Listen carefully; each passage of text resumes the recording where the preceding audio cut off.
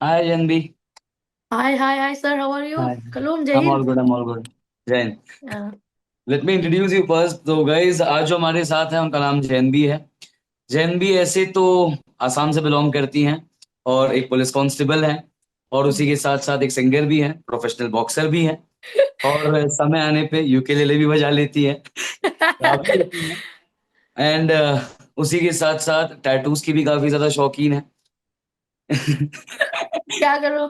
एक national level football player भी रह चुकी हूँ। हाँ, फुटबॉल प्लेयर भी। I am so sorry. मैं आगे आ रहा था उसी चीज पे। जैन भी, first of all welcome on FIFA फूज। मैं Thank you so आपसे much.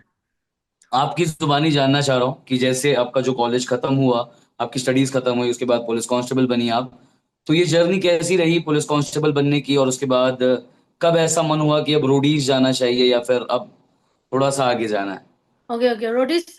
रोडीज ऐसा था कि हाई स्कूल टाइम से दीदी भैया लोग देखते थे, तो रोडीज का थोड़ा बहुत आया था कि वाओ बाइक चलाता है, करिश्मा, वाओ डांस करता है। वो चीज था दिमाग में। फिर धीरे धीरे स्कूल के बाद से कॉलेज के बाद साथ ही साथ में फुटबॉल खेलती थी मैं। उसका एज ए स्पोर्ट्स पर्सन इच्छा था कि यूनिफॉर्म वाली जॉब करे, चाहे वो नेशनल हो या स्टेट, सेंट्रल हो या स्टेट का हो, जो भी यूनिफॉर्म वाला करना है। और उसी बीच में मैं ये करती रही कि घर का फाइनेंशियल प्रॉब्लम्स, फादर का डेथ, उसके साथ साथ पुलिस का जॉब। लेकिन रोडीज के लिए एक सपना था। As a government employee Roadies जाने के लिए, एंटरटेनमेंट प्लेटफॉर्म पे जाने के लिए, मुंबई जाने के लिए बहुत प्रॉब्लम होता है। छुट्टी भी हम लोग को हार्डली मिलता है। उसके लिए बिल्कुल। परमिशन निकालना बहुत हार्ड था। लेकिन जो सपना देखा है उसको नहीं छोड़ना है। आपके लाइफ में जितना भी अप एंड डाउन आए, अपने को भी आप खो दिया, फिर भी आप हमेशा अपने रिस्पॉन्सिबिलिटी के साथ साथ अपने सपने सपने को साथ में लेके चले। तो वो चीज होता है ना, जब आप कोई बड़े, बहुत ज्ञानी लोग बोलता है ना कि सपने देखो, वो चीज जो सपना तुमको सोने नहीं देता है ना, वो सपना ही तुम एक दिन अचीव करोगे। सो वही था कि रोडीज मेरा साथ ही साथ में पुलिस मिला, नेशनल खेला था, खेला फुटबॉल, खेला बॉक्सिंग, खेला। वो भी सब छोड़ दिया, घर के लिए रिस्पॉन्सिबिलिटीज था। मैंने उसको साथ में रखा। साथ ही साथ में मैंने ये था कि ड्यूटीज भी किया, ड्यूटीज के साथ साथ में अपने शौक जो म्यूजिक, टेटूज, सही बोला, गाना, इंस्ट्रूमेंट बजाना, सेक्सोफोन भी है मेरे पास, मेरे पास यूकेलेले भी है, गिटार भी है। सो मैं जब भी मन करती हूँ, मेरा माइंड के साथ मैं खेलती रहती हूँ। मैं गाना गाती हूँ, मैं लिखती हूँ, मैं बजाती हूँ। साथ ही साथ में रोडीज मैं नहीं छोड़ सकती हूँ, एटलीस्ट ऑडिशन पे तो जाना है। सो वही चीज लेके, और इसके लिए भी मेरे पास पैसा थोड़ा कम था। 4-5 दिन में पुणे पहुंच के आना इजी नहीं था, फ्लाइट से जाना था, फ्लाइट से आना था। उसके लिए मैंने दुर्गा पूजा में मैंने काम किया, थोड़ा पैसा और कंट्रीब्यूट किया खुद के लिए। तो उस चीज के लिए मतलब मैं बहुत क्रेजी था, रोडीज करना है। और department by God grace department ने भी मुझे मदद किया, परमिशन दिया, किया। आज यहाँ पे हूँ, सो मैं बहुत खुश हूँ अपने लाइफ से। यही मैं एक चीज बोलना चाहूंगी कि अगर सपने देखा है तो ना दिल से देखो और उस चीज को पकड़ के रखो। अचीव करना है। सो लोगों के लिए हो सकता है बहुत छोटा चीज है, रोटी सी तो है ही है, मेरे लिए बहुत बड़ी चीज था नेशनल प्लेटफॉर्म पे जाके टीवी पे आना। तो खुश हो गए। मतलब कहीं ना कहीं वो बात सही है कि किसी चीज को बड़ी शिद्दत से चाहो तो पूरी कायनात उसे ओ तुमसे भाई, मिलाने की ओम शांति ने साजिश बोला में था जुट जाती वही, है। बहुत दोस्त लोग ने मुझे ये डायलॉग मारा, बट मैं हंसती थी। हाँ वही, बस वही और था। मैं आपसे आप रेहा की टीम में थी, रोडीज की जो आपकी जर्नी रही है उस जर्नी पर आपका क्या कहना है? और अपनी जर्नी के बारे में आप क्या कहना चाहेंगे ओवरऑल? मैं कहीं ना कहीं, आप लोगों ने देखा होगा स्टार्टिंग से पीआई से नेहा मैम ने मुझे उठा के लाया।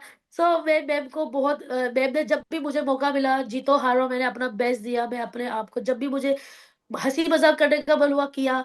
जब गुस्सा आया मैंने ही निकाला, अपना ड्रम व्रम फेंका, वो किया। लगा मतलब मैं झूठ में नहीं कर सकती, सहन नहीं कर सकती। मैं अपने आप में सब रोडीज के साथ क्लियर टू कट रही हूँ। कभी डबल फेस डिप्लोमेटिकली बात नहीं किया, मैं क्लियर टू कट। इसीलिए मुझे मेरा गेस वोट नहीं आता था। बट डबल क्रॉस के हिसाब से एक ही वोट आना था, घर जाना था, तो उसमें दो आया। एक तो बिल्कुल। मैंने सही गेस किया, कौन मुझे वोट कर सकता है। मैंने सही गेस किया, लेकिन गुज्जन के लिए मैंने सही वो नहीं किया था।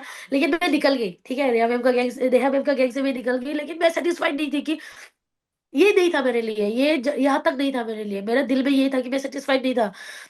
और फिर वापस मौका दिया मुझे, मैं आया, फिर रिया मैम ने मुझे लिया, मैं थैंकफुल हूँ इससे। और टास्क भी ऐसा था कि खुद रिया मैम को गैंग लीडर्स मिलके डबल क्रॉस कर दिया, टास्क नहीं हुआ, नहीं बना।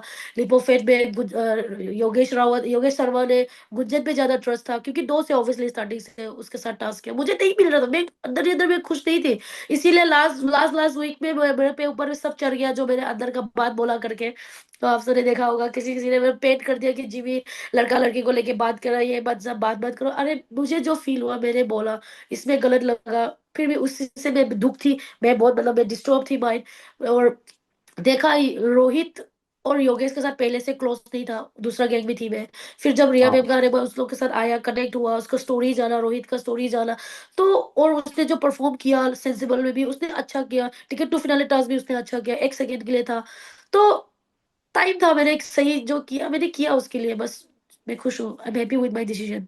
बट रिया मैम का गैंग में आना शायद इसके लिए लिखा था, सो कुछ अच्छा करके जाने के लिए लिखा था। भगवान अच्छे लोगों को अच्छे कर्म करवाते हैं, तो मेरे से करवा दिया तो मैंने कर दिया, मैं खुश हूँ।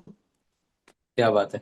मैं आपसे जैन भी ये भी जानना चाह रहा हूँ कि क्या कहीं किसी पॉइंट पे ऐसा लगता है कि बाकी जो गैंग लीडर्स हैं वो रिहा को किसी तरीके से कंप्रेस करने की कोशिश करते हैं या दबाने की कोशिश करते हैं, ऐसा कुछ आपको भी लगता है?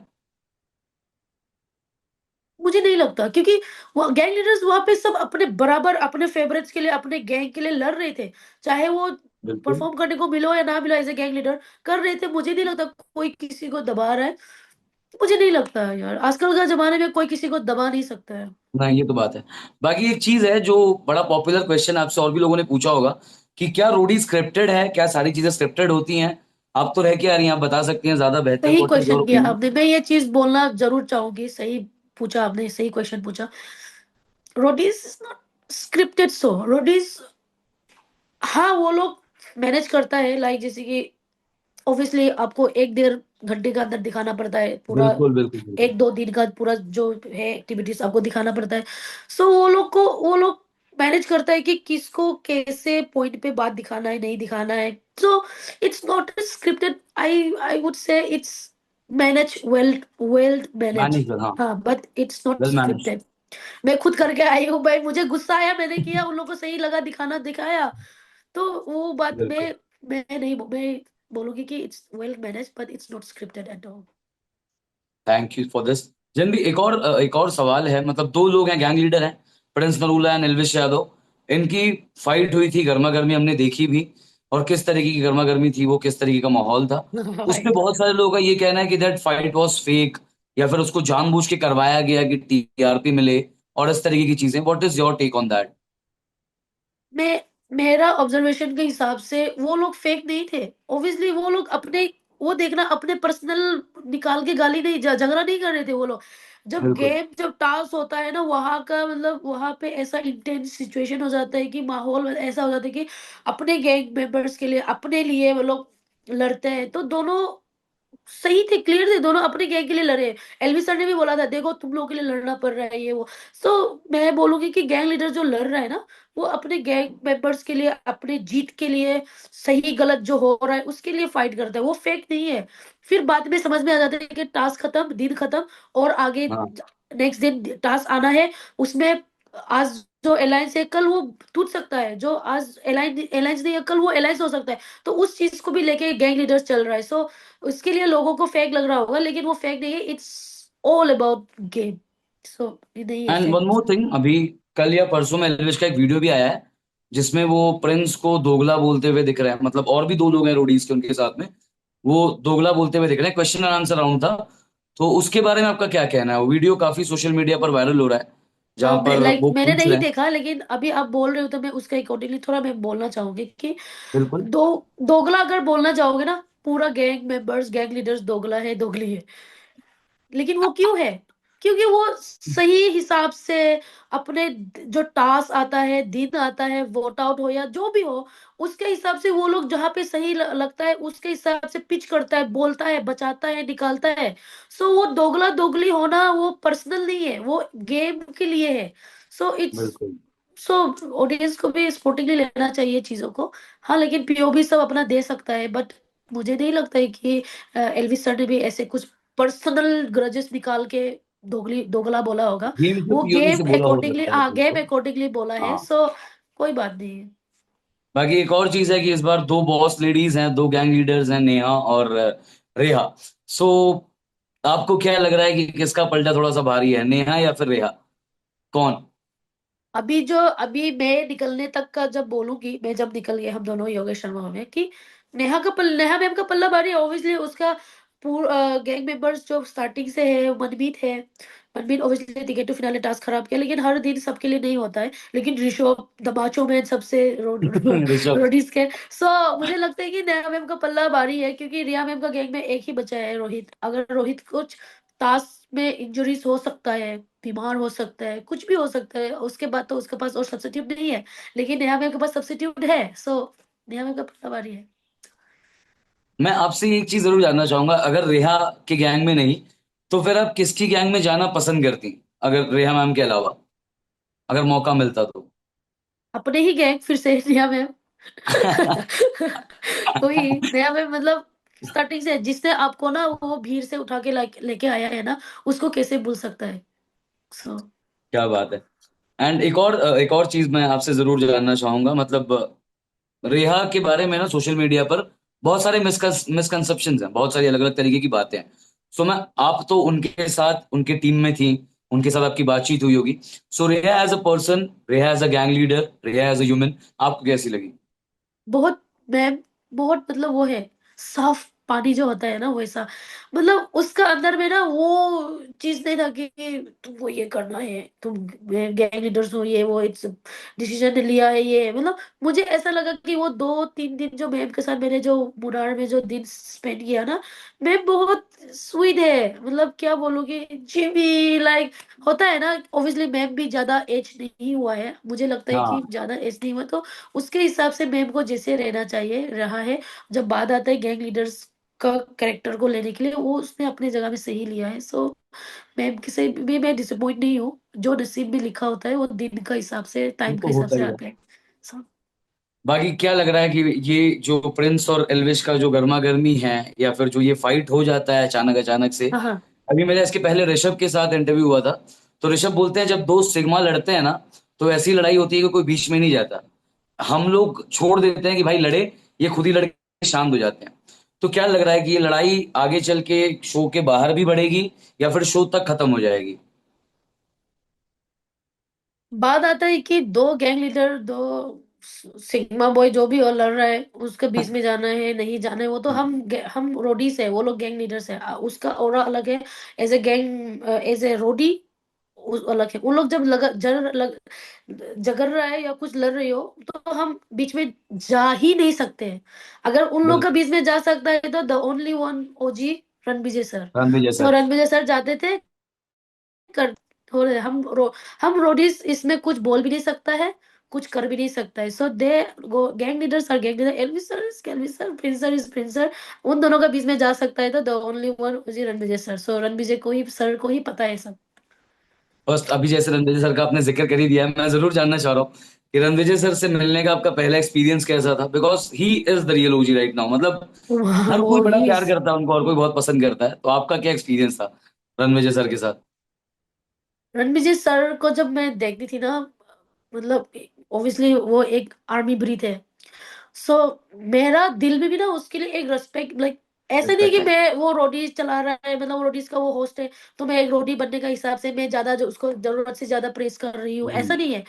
मैं भी एक स्पोर्ट्स पर्सन, एक मतलब एक फोर्स से मैं भी हूँ, बटालियन की हूँ, मैं भी एक पुलिस बिल्कुल। पर्सनल हूँ। तो उसके हिसाब से उसके लिए रेस्पेक्ट है। जब अब वो अब लोगों को पता नहीं होगा, जब सर मुझे कुछ पॉइंट करके बात करता है ना, मैं ऑटोमेटिकली सावधान हो जाती हूँ। पता नहीं क्यों मेरा दिल से, मतलब हम लोग का ये है कि पुलिस में या फोर्स में हो, आप सीनियर से बात करते हो तो आपको सावधान होकर बात करना पड़ता है। सो बिल्कुल। मेरे ऐसा आ जाता है सावधान ऑटोमेटिकली, लाइक वो ऐसा नहीं था कि वो अंदर से आता है, अपना बॉडी का जो सेंसेशन है ना, वो ऑटोमेटिकली आ जाता है। सर के साथ फिर पीआई में जब मैंने शेयर किया, जब उसने बोला कि जी आओ, फिर बुलाया, क्योंकि मैं बात नहीं कर पा रही थी, मैं इमोशनल हो रही थी, मैं बात नहीं कर पा रही थी। बिल्कुल। जो उसने हक दिया हुआ भाग, ऐसा लगा कि एक फादर फिगर, एक बड़ा भाई। तो मैं फिर उसके बाद चिल हो गई। सो मुझे लगता है कि मैं सर के साथ जो रिलेशन है मेरा, इमोशनली हाँ, मैं सर के लिए मैं कैमरा में ये बोल रहा है, वो बोल रहा है, मुझे नहीं आता है। ऑब्वियसली मैं नहीं आता है, मैं कैमरा पर्सन नहीं हूँ। सो सर के लिए जो है ना प्यार, वो हमेशा रहेगी। और सर को भी पता है, जीवी सर का हमेशा रहेगा जब तक वो है लाइफ में। जीवी सर को याद रहेगा। और मैं भी सब रणबीर जी सर लाइफ का लास्ट दिन तक रणबीर सर के लिए मेरे दिल में प्यार और रिस्पेक्ट हमेशा रहेगा। लास्टली अपने अपने फैंस को और जो भी लोग आपको पसंद करते हैं, जो लोग आपको चाह रहे हैं, उनको आप क्या कहना चाहेंगी, क्या मैसेज देना चाहेंगी? और यही आपके बोलना क्या चाहूंगी कि मेरा जितना भी फैंस फैंस नहीं बोलूंगी यार, जितना भी फैमिली दोस्त वेल फैमिली को? विशर्स जो है, जितना मेरा फॉलोअर्स ऑडिशन में जब गई थी, 400-500 फॉलोअर्स लेके गई थी। अभी भगवान का आशीर्वाद से उन लोग का प्यार जो है एकदम, मतलब जेन्युइन फॉलोअर 35 प्लस हो गया है मेरा, मतलब के। सो वाह। उसको मैं यही बोलना चाहूंगी कि आई एम सो सॉरी कि आप लोग चाहते थे कि मुझे फिनाले में देखे, बट सब चीज का, अगर आप जन्म लिया है तो आपका बर्डर लिखा है। तो रोडीज में मेरा एंट्री हुआ, निकला, फिर एंट्री हुआ, तो निकलना लिखा था, शायद वहां तक ही था। वो अच्छा पुण्य कर्म, अच्छा काम करना लिखा था, इसीलिए मैंने किया। जो जीबी आप लोग ने पीआई भी देखा, वही जीबी लास्ट तक थे। तो I am so sorry finale में आप सबको मैं रिप्रेजेंट नहीं कर पाई, बट आप सबका प्यार और रिस्पेक्ट पाके मैं बहुत खुश हूँ। लाइफ में आप सबके लिए मेरे दिल में प्यार रिस्पेक्ट हमेशा रहेगा। दोनों में जय Hind. Thank you Jimmy for your thank you time. आपने सर, टाइम थैंक दिया यू। उसके लिए बहुत शुक्रिया। और साथ ही साथ बहुत सारा प्यार आपको और बहुत सारे विशेष आपको कि आप ऐसे ही तरक्की करते रहे, आप आगे बढ़ते रहे। बाकी जो चीज आप कर रही हैं देश की सेवा में, आप उसके लिए थैंक यू दिल से सो मच। नमन। अरे जय thank you Hind. So much, thank you, और जय बहुत जय हिंद। बहुत सारा प्यार आपको। जय और हिंद, जय आसाम हिंद। को भी बहुत सारा प्यार। अरे thank you so much. Thank you. Bye.